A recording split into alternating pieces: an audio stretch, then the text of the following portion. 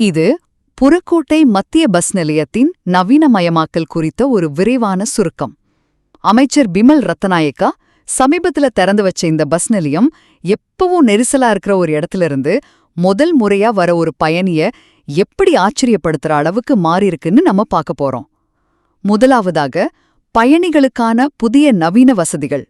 உள்ள நுழைஞ்சதுமே இது பஸ் நிலையமா இல்ல ஒரு சின்ன ஏர்போர்ட்டா அப்படிங்கிற ஒரு ஆச்சரியம் உங்களுக்கு கண்டிப்பா வரும்.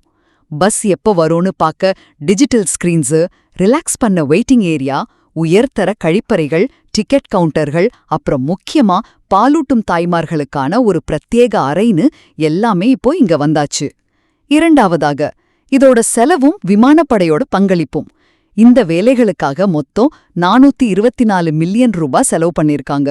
ஒரு சாதாரண பஸ் நிலையத்துக்கு ஏன்பா ஏர்ஃபோர்ஸ் வரணும்னு நீங்க யோசிக்கலாம்.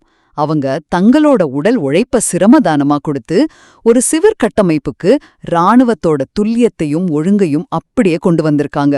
இறுதியாக, கிளீன் ஸ்ரீலங்கா திட்டத்தோட தொலைநோக்கு.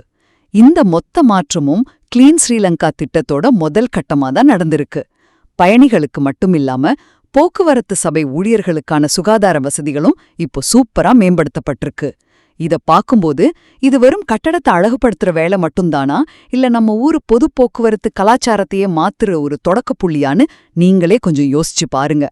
மொத்தத்துல 424 மில்லியன் முதலீட்டோடும் விமானப்படையின் உழைப்போடும் புறக்கோட்டை பஸ் நிலையம் இப்போ பயணிகளின் முழுமையான சௌகரியத்தை உறுதி செய்யற ஒரு அட்டகாசமான மையமா உருவெடுத்திருக்கு.